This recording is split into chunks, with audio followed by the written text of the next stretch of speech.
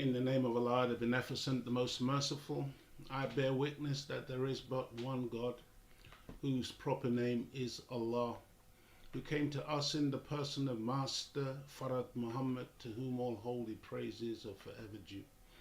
Dear beloved brothers and sisters, we can never thank Allah enough for His coming to black people lost in the Western Hemisphere. We thank Him continuously for searching among our people and finding one worthy to carry a very, very heavy load. I speak of none other than the Most Honorable Elijah Muhammad, a black man who very few black people know enough about, and we must get to know this man because he's all wrapped up in our salvation, in our liberation from a terrible condition that 400 years of persecution and tyranny has left us in. We can never thank Allah enough, and we can never thank His messenger, His holy apostle, the exalted Christ, the Most Honorable Elijah Muhammad, for leaving one among us who remains with us in the year 2023, and we are thankful continuously to God, to Allah, for the Honorable Minister Louis Farrakhan Muhammad. Dear beloved family, I want to greet you as always in the greeting words of peace. We say it in the ancient tongue of Arabic, a language that we coined, a language that we began, a language that we spoke, a language that is now lost to us. Arabic doesn't mean Arab or some foreign people. It means the original mathematical language of the original people of the black man and woman of planet Earth. I want to greet you in the greeting words of peace. Assalamu alaikum. Welcome, welcome, welcome, dear beloved brothers and sisters. Welcome to another episode of the Imagination Show. My name is Brother Leo Muhammad, and sitting alongside me, out of sight but certainly not out of heart and mind, is my beloved friend and wife and companion, Sister Claudia Muhammad. Assalamu alaikum family, Ramadan Mubarak. I pray that you are all safe and well and enjoying the countless blessings from God. Praise be to Allah. Yes, Ramadan Kareem. Thank you, dear beloved sister.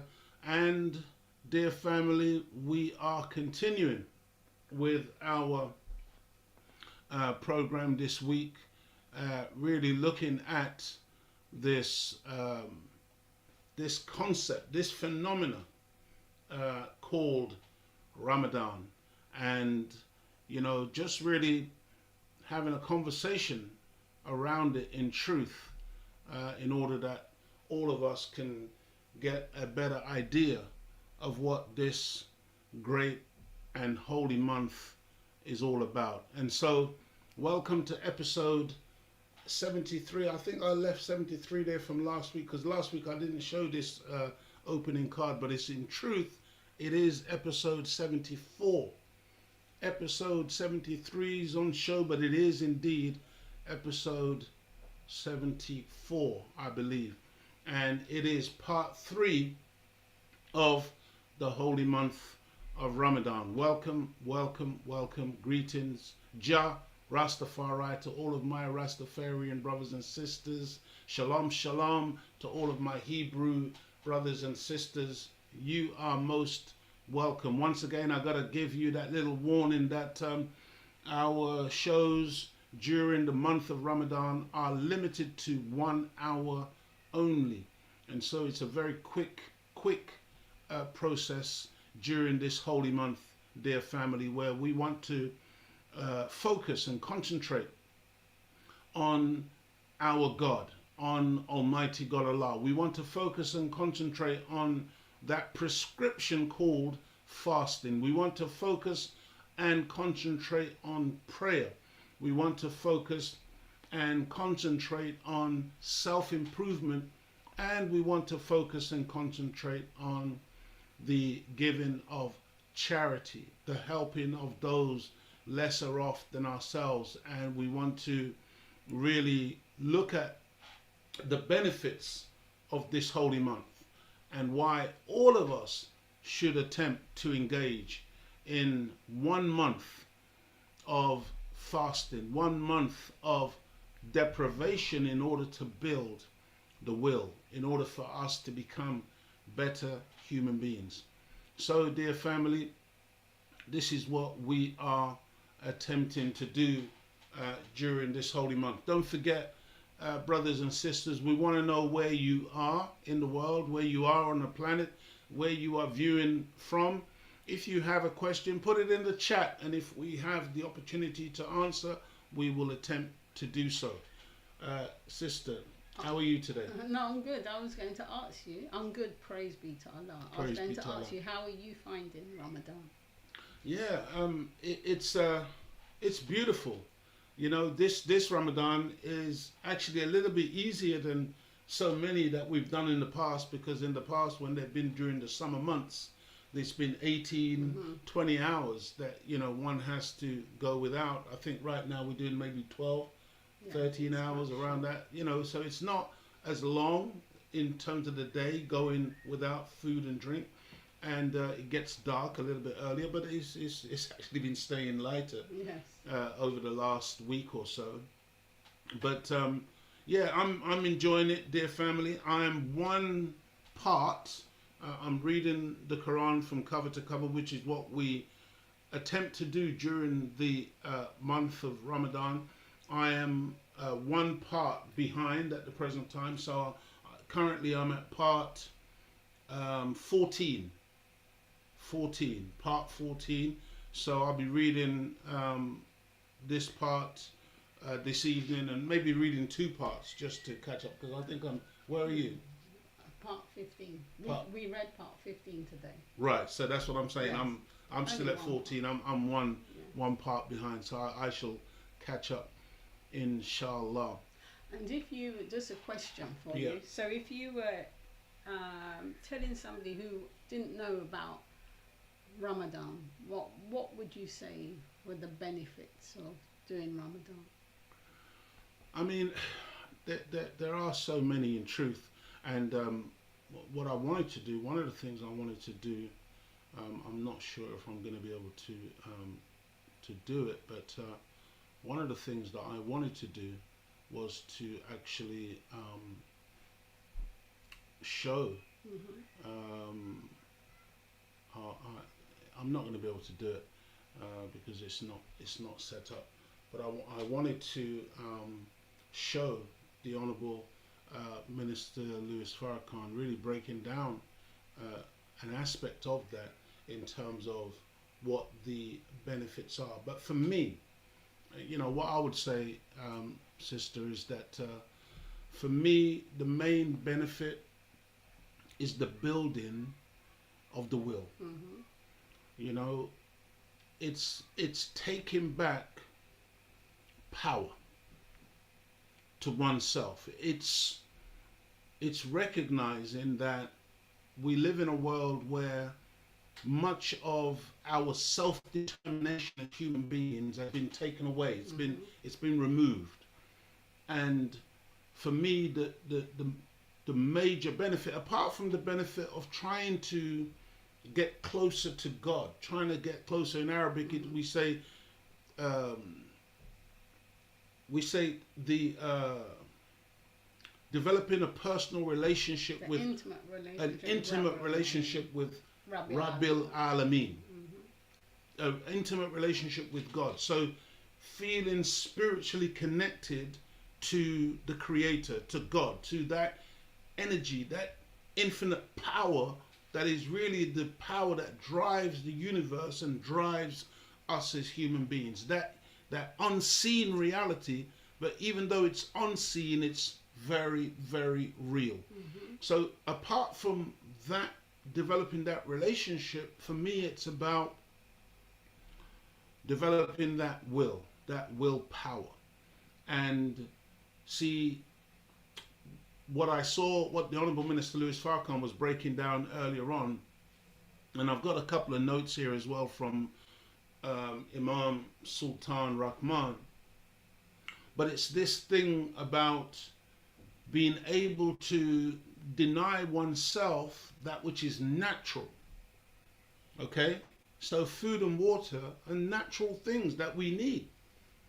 But when you can have it and deny yourself it, what that means is that how that helps you, how that strengthens you now is that you know that you are taking control of yourself to such a degree that you don't need instant gratification. You don't need to have the thing right now, especially if you understand that it's actually not doing you harm, but it's actually beneficial. You know, we eat so much, and we really don't need to eat as much as we do.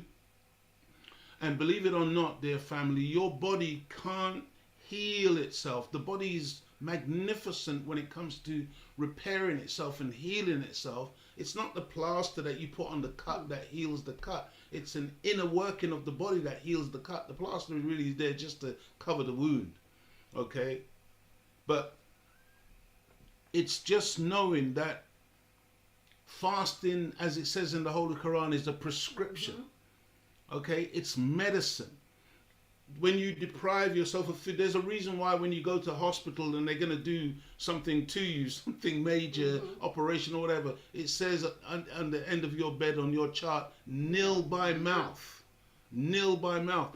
Because medicine can't work, or what they want to do can't necessarily work if you're full of food and your body's trying to digest and get rid of that food. And so it's important, dear family, to appreciate that the body is magnificent at healing. But if you rest it, if you come away from the consumption of food and that massive digestive process that the body has to go through, whether it's one bite of an apple or a 3-course meal, it goes through the same process just to eliminate and to digest that piece of food or that 3-course meal. When your body is resting from that process of digestion, it can then focus on healing wounds and injuries and maladies and things that you can reset. Oh man, it's an awesome thing. I mean, I don't think I'm necessarily giving the best explanation, but suffice to say that fasting is how did the Most Honorable Elijah Muhammad say it? He said that fasting will cure 95% of our ills. Just think about that. Just being able to go without the natural things that we need to sustain life, to be able to go without it for a period of time, will actually give the body an opportunity to fix and to heal, and as Sister Claudia said, to reset itself. Okay? And for me, it's having the willpower to be able to do that. And then what that then means, how that also translates now is that, see, if you can do without natural things, then anything unnatural, you should then be able to quit. You should be able to give it up. Smoking, cigarettes, taking, illicit drugs or whatever, drinking alcohol, just all these bad habits that we've grown into and developed, and that some of us are now addicted. We're addicted. We can't stop. In order to be able to stop doing these things, you need to develop your will. You need to be able to, and if you can deny yourself natural things, you can certainly deny yourself that which is unnatural. I hope that makes some sense. So, dear family, let us know where you are. How are we doing? Do we know if YouTube is YouTube, operating? Yeah. I haven't said anything to get thrown off the YouTube platform yet this evening. Dear family, it's a wonderful opportunity. This month of Ramadan, and I wanted to just give you a little bit of information. There is an article in the Final Call newspaper entitled "The Month of Ramadan: A Time for Self-Cultivation." a time for self-cultivation. Just think about it. You know, when you normally hear the word cultivation, you're thinking about crops and Land. you know, but think about cultivating yourself. And I remember one time I had a kind of strange little kind of conversation with a brother because he was of the view that to be natural means to be basically uncultivated. To everything should just be wild. Your hair, why are we shaving? This is the white man's thing or whatever. And I thought, come on, brother, stop it. You know, why do we want a neat and tidy car? Why don't we want all things just sticking off of it all over the place? Why do we, when we live in a particular place, and why do we want a nice mowed lawn? Why? Why do we want neat hedges cut and trimmed? And why? If we have a large enough farm, do we want to cultivate it in such a way that you can distinguish between where your wheat is growing, where your beans are growing, where your cabbages are growing? Why would we lay it all out in straight lines and in grids and in order? Why would you have a household that's orderly, where you know where things are? Come on, man. So then why would you want your own personal being to be uncultivated, to be unorganized, to be disorganized, to be all over the place, thinking that, because it's natural, it's nature. Yeah, but see, the human being is the highest form of life on the planet. We don't just go with nature, okay?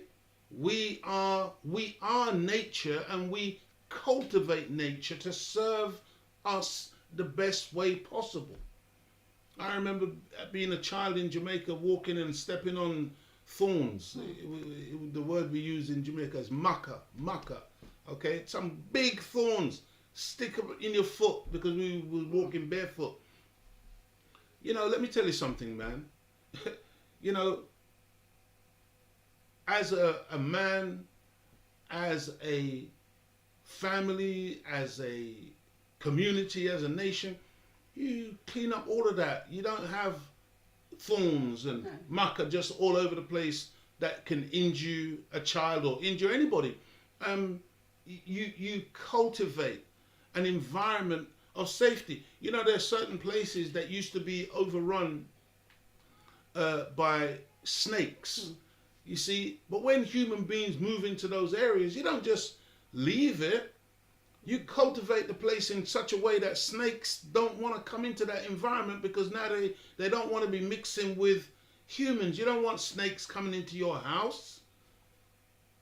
I hope you're getting this, dear family, because you see, if we reject the idea of cultivation, of self-cultivation, of self-development, of self-improvement, then we can't rise to the challenges of life to become masters of ourselves and masters of the environments that we find ourselves in, and ultimately become a successful people. I hope that makes sense. This article is by Brother Sultan Rahman Muhammad, and it was written on March the 28th, 2023, so it's very recent. And by the way, for those of you interested in Brother Sultan Rahman Muhammad, he serves as the student national imam of the Nation of Islam, and he's the resident imam of Mosque Mariam. That's our headquarters mosque in Chicago. It's the national center. And if you visit noi.org /Ramadan, you can, really get a lot of information that's been posted there that really will feature the Imam. You can also follow him on Instagram at Imam Sultan M, or on Twitter or email. Okay, so that's Imam Sultan M. And also you should you can also email Nation of Islam or sorry, National Imam at noi.org. That's National Imam at noi.org. And Imam is IMAM, National Imam at noi.org. Now, this article, dear family, I'm not going to be able to go through all of it because, like I said, our time is very, very limited. But I just wanted to touch a couple of things. And I think, Sister Claudia, you got something that you wanted to share as well? Unless you're not. Maybe you might be touching it as well. Well, let me just touch a couple of things here, then we can have a conversation. You can see where it corresponds.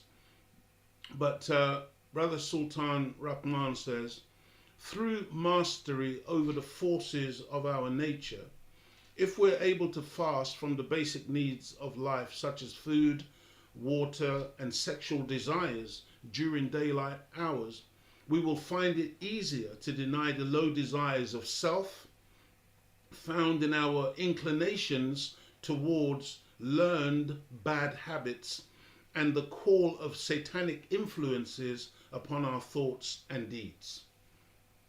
Does that make sense? Mm-hmm. This is why we are fasting during the month of Ramadan. What I wanted to actually share with the brothers and sisters as well, I just wanted to, as Muslims, we do 5 prayers a day. And during the month of Ramadan, these become very, very focused, very highlighted. We really, really then try to get these prayers. And I just wanted to give you the names, basically, of the 5 prayers and the times at which they are conducted. But every Muslim is obligated to pray the 5 prayers a day. And the first one is at dawn. It's like a very early morning prayer. Sometimes what time are we doing it now? Is it around 5 now? Before that it was before about 10 to 5. Mm-hmm. Sometimes in some of the Ramadans it was like 3 in the morning. 2:30, 3 in the morning. Mm-hmm. But generally, in general terms, it's normally around the 5 o'clock mark. Yeah. 5 in the morning, Ramadan. My wife is shaking her head. No, because it will depend, isn't it? Yeah, but it will depend on the season. Of course. In Ramadan, it generally, depends what month of the year. That prayer is called Fajr. Fajr. That's the Fajr prayer. And then, go ahead. No, I was going to say it's when you look at the prayer times, you see, this is what keeps you in tune with nature. Yeah. Because then you can see when it gets dark, you're in rhythm. Yes. With nature.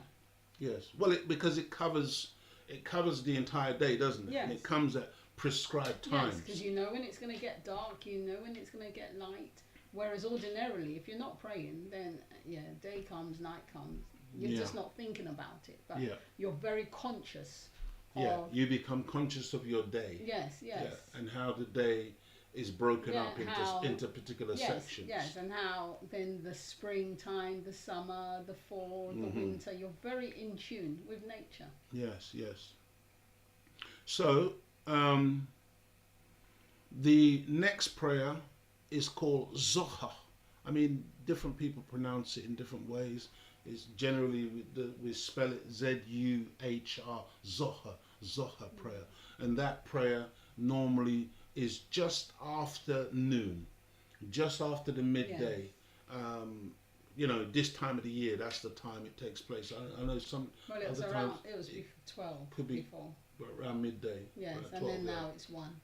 But that's because of the time change. Yeah, now it's around the 1 o'clock mark. But generally, it's just around the noon time that you would do a Zohar prayer.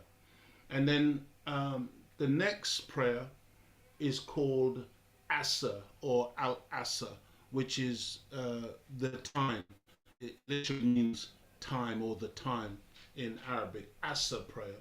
And that prayer is normally like a late afternoon prayer. That's late afternoon. That's normally around the kind of 4 o'clock, 4:30, before it really kind of starts to get dark. Maybe the sun is setting now. It's reached its zenith. It's now declining somewhat, but it's late afternoon, Asr. Asr prayer. And then the next prayer is now when that twilight kind of mode is coming in. Now you know, this is early evening now. As you come out of that afternoon into the evening, you've got Maghrib prayer, and that's like, it's not completely dark. It's twilight. It's getting sets. dark. The sun is setting, and that's your Maghrib prayer. And then the next prayer is literally really sometime before you go to bed. Yes. Before you go to bed, and obviously not mega late, whereby now you're getting into the next morning, but before the end of that evening, you know, I guess anytime between 7 and 11. No, well, it's after 9. After 9. Yes. Okay. Because of Right, yeah, because time by the of it. time Yes. we eat and everything, yes, it's around 9:30. so around 9:30, 10 o'clock, 11, but like I said, before you get into midnight, before you get to midnight, before you go to bed, you want to do your Isha prayer. That's the last one of the 5 called Isha prayer. Just 1 second, dear family. I'll keep talking Yes. while we've got to make a little adjustment behind us. Something is falling down. Go ahead, Claudia. No. Yeah, so I just wanted to break that down for us, so that we could get an understanding of those 5 prayers and the significance of those prayers. Those prayers, the first one, the first prayer in the morning is really the kind of easiest. It's like, it's so merciful that you get up. I mean, you freshen up yourself, have a full shower or whatever you have in the morning for your wash. You got to be clean before each prayer. And that Fajr prayer is what we call 2 rakas, or 2 standards, where if you've seen Muslims praying where they sort of go up and down on the prayer mat, well, basically it's 2 bouts of that up and down process called rakas. Okay, that's the first prayer in the morning. I wouldn't necessarily say it's the easiest. You wouldn't say it's the easiest. Yes, because, you know, well, yeah, surely prayer is better than sleep. Yes. You know, that's what it says in the Holy Quran. Yes, exactly. Surely prayer is better than sleep, meaning that sleep is good, yeah, but prayer is better. Prayer is better. If you can, so in other words, pull yourself out of that. Yeah, you want to sleep mode. but you have to say no. You've got to put God first. Yeah, because, you know, we can be tired and whatever, but you know, what I find is that as tired as I am when I wake up for prayer, as soon as I hit that shower, yes, you know, and you know, then you're awake, man. You're good to go. So it's beautiful. So, you know, that's the beauty of the Fajr prayer, and it's very merciful, because you know, you do it's 2 rakas, two yes. rakas, and then for Zohar prayer, it's 4 rakas. You know, you going up and down 4 times, okay, 4 times. And then I'm just really simplifying it, okay? And then for Asr prayer, again, it's 4 rakas. And then when you get to Maghrib now, you go to 3 rakas, 3 times. And then the final one again at Isha is 4 rakas. All right, so that's 2, 4, 4, 3, 4. And it's beautiful. It's beautiful. I think it's like 37 times a day that then you're basically doing a series of prayers, and it's just really phenomenal. Yes. Go ahead. Because when you actually think of it, I always say, you know, each prayer is no more than 10, 15 minutes just to do that 5 times a day for the Creator. You know, when you put it like that, that's 15, not even an hour of the 24 hours in a day. Yes. And then to stop and pray to the Creator, to give thanks. The one who's given you life. Yeah, you have to stop what you're doing and give thanks and praise. It's a blessing. an absolute blessing, but it's something that has to become normal for us. That doesn't have to be a Ramadan. That should be normal. Always giving thanks and praise to the Creator. Yes, to keep God in mind. That's right. To keep God in mind. Everything you do, you thank God. Thank you. Yeah, and you know, dear family, how can we prove that this is a natural part of the black human being's reality? You know, we are a people who by nature we're God-centered. That's who we are. That's right. Even though many of us are now really desperately trying to be in denial about that, and we're, you know, you've got black people now who will talk some madness, talking about they're atheists and all kinds of stuff now, and totally denying God in our lives. But the reality is that when you observe us, you know, and I mean, I know the Honourable Minister Louis Farrakhan has touched on this. Even you will have these, the rappers at the award ceremonies and things, and it don't matter how crazy and funky and mad our lyrics are in our rap and the things that we do, whatever, we go up to receive our award. The first thing we're saying is, I want to thank God, or I want to thank Jesus, my Lord and Savior. That's right. We're boxers, and you know, our job essentially is to knock our opponent out, to do some bodily harm in order to become the champion or whatever. But when we're being interviewed, the first thing we want to do is to mention God. There was some controversy a while ago with one of these black UFC fighters, who I think when he was being interviewed after winning a bout, mixed martial arts bout, you know, he started to talk about, you know, giving praise and thanks to God. And the white commentator, I think later on, was upset. You know, we want to hear about fighting. We don't want to hear about your love of God or your love of Jesus. You see, because to him, to the white interview or whatever, it was an affront. How dare you? Because if you listen to a lot of the Caucasian people, when they go up to receive awards or whatever, they thank their mum, their dad, they thank the producer, the director, they thank the writer, whoever. But God very rarely gets a look in. You've got a couple there, because they've been hanging around with us, they will try and mimic things that they've heard us say. But in reality, dear family, that's who we are. And then if you really want more proof, you see, think of all the times, I'm talking to you directly. You, yes, you, brother, yes, you, sister. Think of all those times when you've gotten yourself into some serious trouble, okay? Even a time when you found yourself drunk, where the room is spinning, where you're in trouble. Who is it that you start calling on? Isn't it God that you start lying to and making promises? Oh God, if you would only make me feel better, I'll never do this again, I'll never drink again. Isn't that what we do?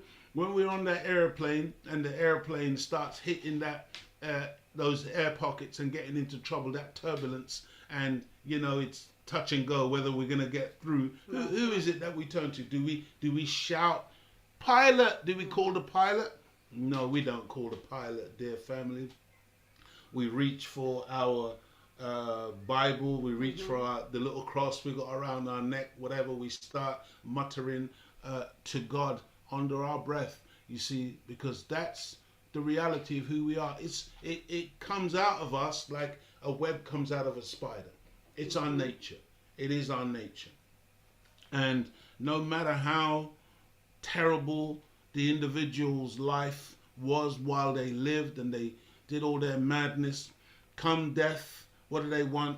They want a good Christian burial, don't they? Don't they want a good Christian burial, or don't they want some religious ceremony over their carcass? Because again, that's the nature of the original people, the nature of the black people. But why wait for death? Why wait? That's right. To be in trouble? Why don't we just go back to our nature? Why don't we just resort? Why don't we stop being prodigal? That prodigal son and that prodigal daughter who had to go all the way down to feeding swine and husking corn before turning around and saying, when we got into real trouble trying to join ourselves on to a strange people in a strange land, we finally got to that point of total and utter despair, and we said, you know what, I think we had to start thinking now. Yes. Because so much of what we're doing today, dear family, is mindless. There's very little thinking that's going on. We go with the crowd and we listen to all of this nonsense that we're told about religion and about God and all this negativity, and we see this world as being the be all and the end all of everything. That's right. But the prodigal son got to that point where he said, I think I should return to my father's house. And dear family, I'm appealing to us, man, in this period of Ramadan, to really just appreciate, just to understand just how powerful it is for the black man and woman to resort to our nature. That's right. To go back to who we really are and stop being prodigal, because this is part of what's really getting us into a lot of trouble. Go ahead. Yes, sister. there's a question on YouTube. Are NOI to make a pilgrimage to Mecca, or is it optional? Yeah, that's a good question. Yes, every Muslim, there's about 2 billion Muslims on the planet, and every Muslim is required to make that pilgrimage to the holy city of Mecca at least once in our lifetime, if we can do it. However, having said that, if you can make it to Chicago during our Savior's Day, if you can make it to that national center, that is a pilgrimage in and of itself. Okay? Mecca is historically a place of tremendous significance to the Muslims and to righteous people. But even if you never make it to Mecca, if you can make it to that center of excellence, Mosque Mariam, where the Honorable Minister Louis Farrakhan teaches the teachings of the Most Honorable Elijah Muhammad, you will learn from there so much about Mecca, so much about that pilgrimage, so much about that journey, which in truth and in reality, it's not so much even about that physical journey from one border of a country to another, i.e. the Arabian Peninsula and Saudi Arabia, to go to meet God. The journey is a much more profound, much more spiritual and powerful journey that you have to make within yourself. Right. Because that sacred house, that Kaaba, that mosque, it's right here, dear family. We haven't got the time to go too deep into this, but suffice to say that the pilgrimage, the ritual of the pilgrimage to Mecca in Arabia is really symbolic of another great journey that each and every human being is required to make, and a journey that each and every human being is on, whether they know it or not, whether they appreciate that they're on that journey or not. I think I will say it like this: the expression of a Muslim: I came from Allah, and Allah is my goal. Therefore, no trial or no misfortune can disturb the course of my life, which has a much higher goal than mere comfort. Come what may, the contentment of my mind is never disturbed. I won't say the last bit, but I'm saying I came from Allah, and Allah is my goal. See, dear family, we're on a journey, man. We're on a journey from and to. We came from God, and guess what? We got to go back to God. He gave us life. And he gave us that life free of charge. But did you know that our mission is to give that life back, to recognize the giver and to say thank you? And in saying thank you for my life, we then dedicate that life to his service. I mean, man, oh man, dear family, you know, we've been hoodwinked and fooled by this world into thinking that the goal of life is to get a bunch of money and to live a life of luxury and ease. No, brothers and sisters, that's not really what life is about. And you look at many of the people who have got luxury and ease, they're not too happy. Yeah. I know you think they are. I know you think that's the ultimate. Okay, but you look at, you know, see, let's even use a man like, say, a Donald Trump, who is a businessman, and yeah, they say he's had failed businesses, whatever. But the reality is this, dear family, that man was a billionaire before he ran and became the president of the United States of America. I think somebody said one time that he's probably one of the only presidents that's ever entered the White House and felt like he was downsizing in terms of what he's used to, in terms of luxury, so to speak. My point is this, dear family, you know, if you understand the kind of politics that surrounds Mr. Trump in his recent arraignment, arrest, and so on and so forth, and the type of vitriol that surrounds him and his life, whether warranted or not, the point I'm trying to make is that, see, who would choose that over just chilling out in Trump Tower and living the life, flying on his private jet and all the rest of it? See, believe it or not, a man is really not alive until he's meeting challenges, until he's reaching goals that he sets for himself, which involves struggle and hard. Do you understand that you are only really living when you're having to face difficulty after difficulty and overcoming? Do you appreciate that when you see a life support machine in the hospital, the indication of death is a flat line, horizontal line straight across, and a noise, doo, that represents death. That's that laying down, chilling out posture. Yeah.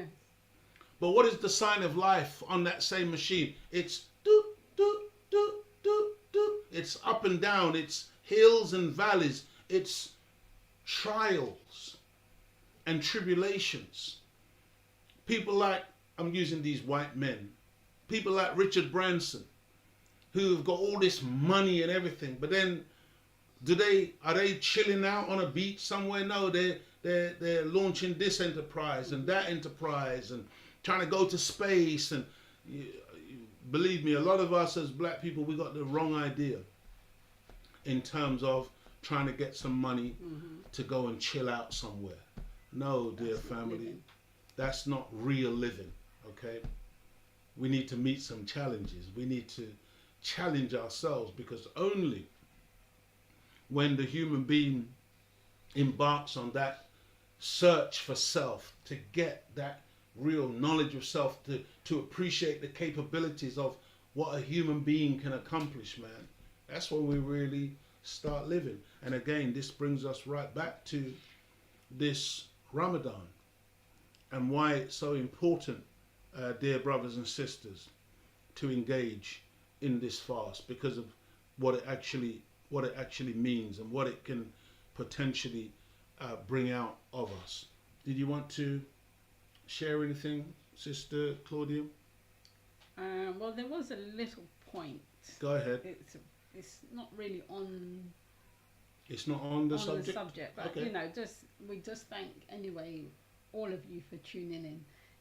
It was Pink Honey, whose husband is incarcerated, and so she was wondering, you know, when are her husband is what? In prison.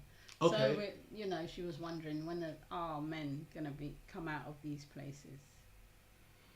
Yeah, I mean, I wonder how long brother is incarcerated for.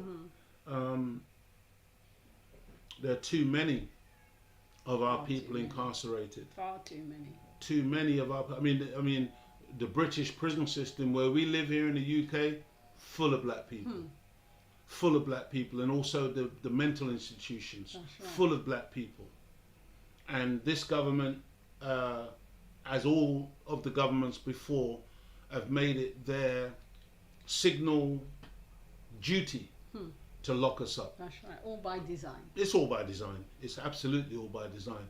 When I was a young boy growing up in the UK, in London, there was a concerted effort at that time to criminalize as much of us as possible. And what that meant was that when later on in life now, when you would want to, say, get a mortgage, do certain normal things that other people would naturally take for granted, we couldn't do it because you had a criminal record. But that criminal record was foisted on you by a process of some laws that they pulled off their statute books, because in the UK they've got laws going all the way back into the 16th and the 17th century that they pull up. And they had an old law on the statutes book called the vagrancy law, where people who were homeless and basically street bound, they could be arrested and locked up for vagrancy, for basically hanging out on the streets or being homeless or destitute or whatever. And they revived that law in the 70s and in the 80s in the UK for young black youth. And we could just be picked up on the street. We could just be walking along, minding our own business. And we were picked up and charged with being a suspicious person, going about our normal business. And for that, you could end up being incarcerated in detention centers and in Borstal and in YP centers, young prisoner centers. And I mean, it happened to thousands and thousands of us. And we ended up with criminal records, having done nothing other than being black on the streets. And then, of course, all of you will be familiar with the type of things that happen in America, where they now got literally walking while black, driving while black, even sleeping while black. Just being black. People are getting killed in their beds, in their own homes, because this is the world in which we live, dear family. And that's why you can tie it in what makes Ramadan so beautiful, because it's going against the system. Absolutely. To restrict yourself from eating and drinking, you're praying, from sexual desires. You are going against this world. And that's what they hate. Yeah, because this world promotes consumption. Of course. Right? Non-stop. And the more the better. 6 times a day. Eat 6 times a day. Yeah. I mean, even in some of the health things they're telling people to eat, they're saying eat little snacks all throughout the day. How? But what you don't understand, if you do that, the stomach, your digestive process is being overworked over and over again. The stomach can never rest. The Most Honorable Elijah Muhammad teaches us that the stomach is a muscle that needs to be rested, beloved. Yeah, if you don't rest it, it will wear out. It wears out like a stone to water, was it? Yes. Is that the right saying? Water to a stone. Yes. The stone, you think the stone is just solid and all powerful, but the water just running on that stone continuously will wear it away. That's what we do to our stomachs. And that's what we do to our stomachs. That's right. Just think about it, dear family. And this stomach, we only got one stomach. Unlike the cow, I think he's got about 3 or she's got about 3. Okay, we got one stomach, and this stomach is precious, man. Your gut health is as important as any other part of the body, if not more so. It really deals with so much of the immunity processes of the body, this gut, and it needs to be looked after. Yes, and it makes me think of, you were saying earlier how fasting builds your will. And this world is so opposite of you building your will that, like, to stop you eating, okay, I've got an eating problem. They didn't say, fast. Let's staple your stomach. Oh, my Imagine God. that. Let's staple your stomach so it restricts you from eating. Wow. Totally destroying your will. Isn't it? You Terrible. stapled your stomach. I even watched a documentary where they stapled somebody's stomach to stop them eating, and they ate so much that they burst the terrible. staples. Oh, terrible. But So, look what we've got here. no willpower. No. Just let me staple up your stomach. And that's where the power is, in the will. That's where all of your power lies. When you, I think I said it last week, I'm going to say it again. Mm-hmm. When you can say, I will, That's right.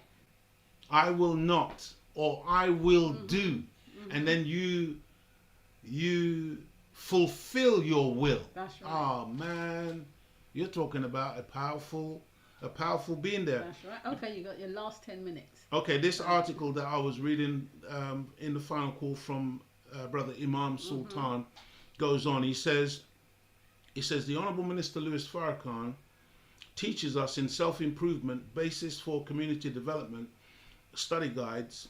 This is what we study each and every week in the Nation of Islam. Self-improvement, the basis for community development. He says, quoting the minister, whenever the human being lacks discipline, the society reflects that lack of discipline in the manifestation of excesses. Excessive eating, excessive drinking, excessive sex, the lust for material things, the greed for power, the overpowering of our intelligence by anger and envy. I mean, just think about it. These are all the things that you're trying to bring under control. Yes. Okay? How many of us literally just lose our tempers so quick? And that will be with our wife, with our husband, with our children. On the road while driving. Imagine losing your temper even with your mother or your father. In the Holy Quran, the believer is advised by God to lower your wing when it comes to your parents. But imagine some of us are so out of control now that we can't even control our temper when it comes to our mother or our father. Go ahead, sis. No, but even that's why you have to watch what you eat, because even in the food that can make you angry. Well, what do I normally say when people are blowing their horns in their cars? Roadhog. Well, they had some pork this morning. Exactly. They evidently they gorged themselves on some streaky bacon or some kind of gammon or some kind of pork this morning. Go ahead, sis. Because that's what makes you angry. It's particular foods, the You chemicals. are what you eat. I remember back in the day there was crisps. I don't know what they call them in America. Chips. Chips. They call them. They call them potato chips. Yeah. Potato chips. They used to get me so angry once I finished eating them. Which particular brand was that? M&S. Marks and Spencer. Yeah, but what flavour? They were spring onion. This was years ago.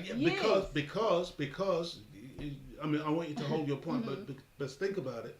See, it's called spring onion flavoured crisps. But it's not the spring onion. But it's not spring onion. That's There's no spring onion in it. No. It's chemicalized. It's a chemical that the food scientists have made that chemical to taste like spring onion. And it just get me angry. Oh afterwards. Man. And then look at the beauty when you fast. You're just so calm. Yes. It's a very calm place where you reside when you're fasting. Yeah, and when you're fasting, it does take you a while to get angry. You see, because you haven't got that food.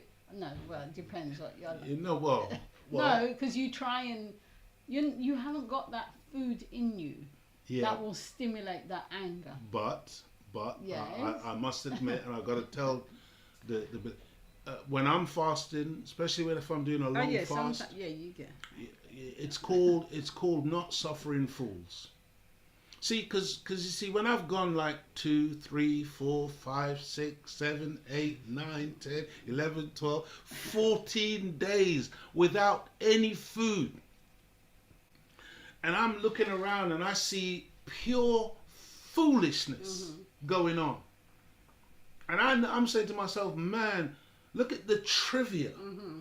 Because all of a sudden you start to view things now on a whole different level, a higher plane. Oh man, because the scripture says man shall not live by bread alone, but by the word of God. So now you're existing on a different plane. It's a different level because you're not on that level. Yeah, you're not on that carnal consumption level anymore. And when you see all around you pure carnality and madness or whatever, I do have to sometimes bite my tongue. Not necessarily because I want to say something or do something about what I see, but I'm talking about when anybody comes to me during that time period with any foolishness, any trivia, any nonsense. Okay, but that's you're talking about long fast, but during Ramadan it's different because you know it's that holy month. It's a holy month. Yes, so you say don't go there. You stay calm, but I understand. Yeah, it's a different thing. Yes, it's a different thing. Yeah, but what I'd love to hear also from the viewers and the listeners is, your experience of fasting. If you've tried fasting, how you find it. How are you? If you're doing Ramadan right now, let us know as well, because that'd be wonderful. And what helps you as well, dear family, when you're trying to do this. And by the way, for those of you who are not doing the fast of Ramadan, you haven't started it, you wouldn't have a clue how to or whatever, feel free to do the last 10 days.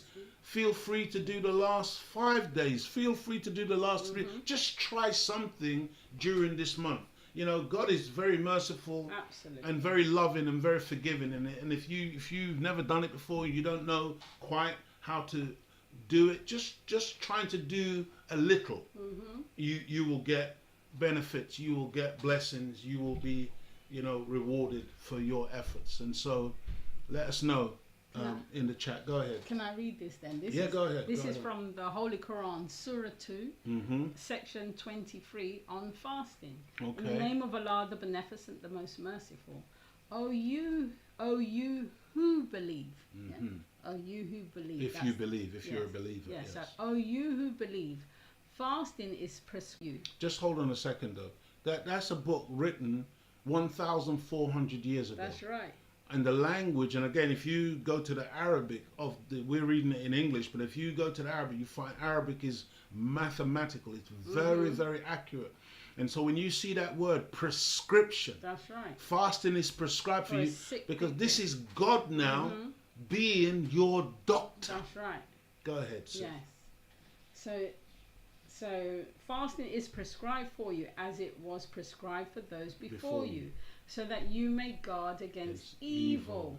Wow. For a certain number of days. But whoever among you is sick or on a journey, he shall fast a light number of other days. And those who find it extremely hard may effect redemption by feeding a poor man. So whoever does good spontaneously, it is better for him. And that you fast is better for you. Beautiful. If you know. Beautiful. But look at the mercy. The mercy. That's it. Mercy. See, it's telling you that even if you can't do it That's right. at this prescribed time when everybody is required to do it, you may fast a light number of days. Say at another time when when it's more convenient for you, when it's easier for you, when you're in a better place to be able to do it, you can do it then. Okay, Okay, just this last bit because it's go ahead. 1 minute to go, and this is the next verse. The month of Ramadan is that in which the Quran was revealed, a guidance to men and clear proofs of the guidance and the criterion. So whoever of you is present in the month, he shall fast therein, and whoever is sick or on a journey, he shall fast a like number of other days. Allah desires ease for you. Ease for you. And he desires not hardship for you. And he desires that you should complete the number and that you should exalt the greatness of Allah for having guided you, and that you may give thanks. Wow. So beautiful. Beautiful. Beautiful. Dear family, those of you who drive a car, if you've got a fairly new car, it came with instructions. If you bought a sofa, chances are, if you looked at the packaging, there would have been some instructions telling you what type of Maintenance, detergents to how use, clean how to keep it Yeah. clean, whether it's leather, whether it's, you know, Fabric. cloth, Mm. fabric, whatever the case may be. Everything, the suit that you bought Mm. for this Easter, because, you know, people run out and buy new clothes, Yes. right? Especially Yes. the women, the Easter bonnet and whatever. Yeah. Everything comes with instructions. Believe it or not, as human beings, we also come with instructions. And those instructions are found in the scriptures of both That's right. Bible and the Quran. And Quran. we were just reading some of those instructions. We must get back to the instructions Oh God. for our optimum Mhm. life That's right. and possibilities and success. That's right. You know, I hope, dear family, that something that was said this evening has been of benefit to you. Just going to ask Sister Claudia if there's any Just thank everyone. areas and any parts of the world that we want to. Stephen Brown, thank you very much from East Flatbush, Brooklyn, New York. Okay, Flatbush, New York. I wonder if that's anywhere near Crown Heights. I remember being in Crown Heights in New York one time, and there was a demarcation line between the Jewish community and the black community, and Okay. it was so stark, it was amazing. Jews on one side, blacks on the other side. I wonder, I'm just Flatbush just sounded Yes. kind of familiar. And from Jalen, London. Jalen in London. Yes, and Wow. thank you for the YouTube family. Thank you for the Zoom family. Thank you all for tuning in. We don't take it for granted. Thank you, family. You know, for your support. Wonderful to see you all, Yes. and I hope you enjoyed this episode of the Image and Nation show. Looking forward to seeing you all again next week, inshallah. Same time, Stay same safe. place, Thursday, 6:30. Don't forget, those of you on YouTube, the link for the Zoom should have been sent out. Grab that, because when we resume normal timings and everything after Ramadan is over, and we go into some of our subject matters, YouTube may once again try to deplatform us, and so always make sure you've got the Zoom link so that you can get on. Thank you, dear family. May Allah bless you as I greet you, as I found you, in the greeting words of peace. Assalamu alaikum. Wa alaikum salam, family. Thank you. Take Sister care. Heva, Jade.